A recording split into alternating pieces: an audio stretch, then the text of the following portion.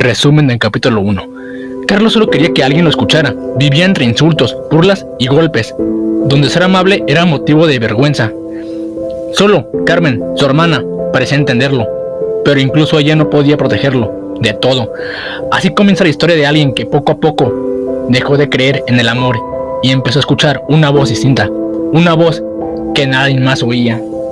Al día siguiente, Martina les dijo que irían a la casa de María Guadalupe, ya que abrió una fiesta por su cumpleaños. Eso le levantó el ánimo a Carlos. Sus primos, en especial Ángel, siempre lo hacían sentir bien. Desde ese momento, Carlos no podía esperar a que fuera sábado. Interior, casa, María Guadalupe, fiesta infantil. Música suave, globos por todos lados. Una piñata rota en el suelo. Ese sábado, por primera vez en mucho tiempo, Carlos no tenía miedo de reír.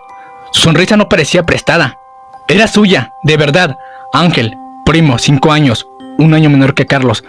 ¿Cómo estás, cabrón? Cabecita de poesía, ya te extrañaba mucho. ¿Cómo vas con tus poemas? Ya sabes que aunque a mí no me guste escribir, me gusta escucharte. ¿Tienes uno? Carlos riendo. Sí, pero es secreto, es un regalo para ti. Ángel, leyendo en voz baja, su sonrisa se apaga. ¿Está triste? ¿Es sobre ti? Carlos bajando la mirada un poquito. Desde lejos, Guadalupe y Carmen observan la escena. Guadalupe: ¿vistes cómo cambia con Ángel? Carlos es distinto cuando está aquí.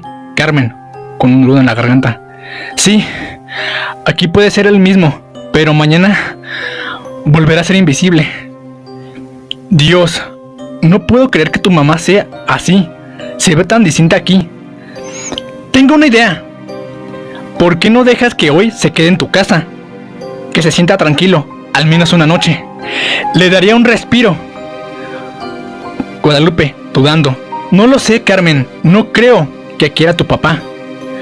Carlos fue al baño y miró su reflejo por un largo tiempo y pensó: aquí no soy raro, aquí no me gritan, aquí soy alguien. Y deseó poderse quedar ahí para siempre. Pero sabía que todo eso acabaría en unas horas. En la fiesta, cada quien iba a mostrar algo, un dibujo, una canción, una presentación. Carlos quería mostrar su poema, pero no se atrevía, hasta que Ángel fue al baño y el poema cayó al suelo. Raúl lo encontró, lo leyó y por venganza hacia Ángel subió al escenario. Raúl: presten atención, familia, que les voy a leer algo muy triste que me salió del corazón. Nadie, y menos Carlos, se esperaba que alguien leyera su poema. Ese poema que era para Ángel. El silencio se apoderó del lugar. Poema de Carlos, leído por Raúl, en tono burlón. A veces pienso que si yo fuera como tú, tan valiente, tan alegre, tan fuerte, quizás no me dolería tanto el mundo, pero tú me haces sentir que yo no estoy solo. Aunque no me digas mucho, aunque solo te sientes conmigo y me escuches sin reírte, cuando tú estás cerca, mi miedo se hace más pequeño. Eres mi primo, sí, pero para mí eres más que eso.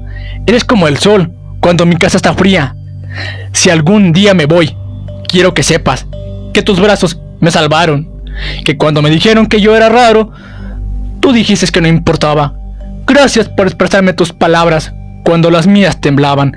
Gracias por quedarte cuando todos se iban. Yo sé que soy cursi, que a lo mejor es toda pena, pero si no decía, sentía que me moría. Ángel, gracias por hacerme sentir que todavía existo. Raúl terminó de leer el poema, riéndose, imitó la voz de Carlos. Algunos adultos también se rieron. Otros hicieron comentarios sarcásticos. Adulto 1: ¿pero qué jotadas son esas? Adulto 2: ¿ese era el famoso poema? ¡Qué vergüenza! Adulto 3: ¿gracias por hacerme existir? ¡Qué pedo!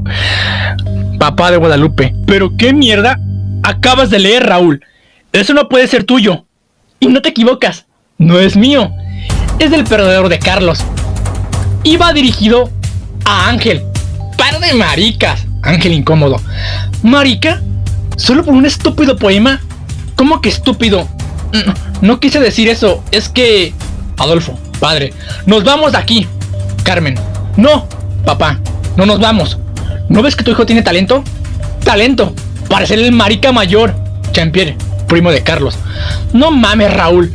Nadie dice nada cuando tú bajas la cama a tus 12 años. Raúl, rojo de vergüenza. ¡Cállate, Jean-Pierre! Eso no tenía que saberlo nadie. Excepto, como nadie tenía que enterarse del poema de Carlos. Tú lo hiciste. Y ahora todos saben que eres Pipi Man. El ambiente se volvió tenso. Guadalupe intentó calmar a Carlos. No hagas caso. Vamos adentro, a jugar. Carlos no respondió. Estaba ido. Solo miró a Ángel, esperando algo. Lo que fuera. Carlos, en voz bajita. Ángel, ¿tú también te ríes? Carlos, no es eso. Es que te pasaste con lo que escribiste.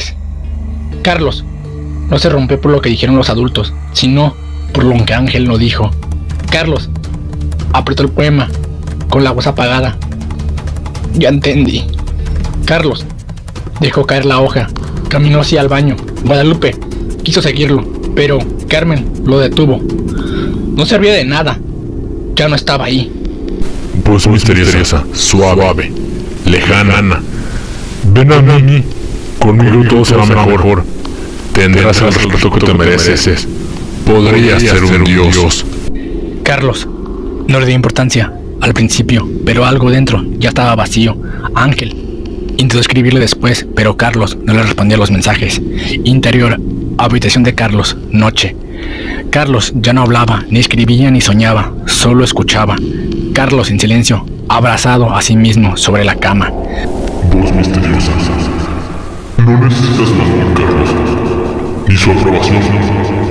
Lo que necesitas es poder. Carlos susurrando, pero yo no quiero ser malo. Voz misteriosa. Y ser bueno de salvó. Te protegeré de los golpes.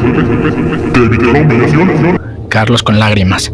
No. Exacto. Ser bueno solo servía para que te pisotearan.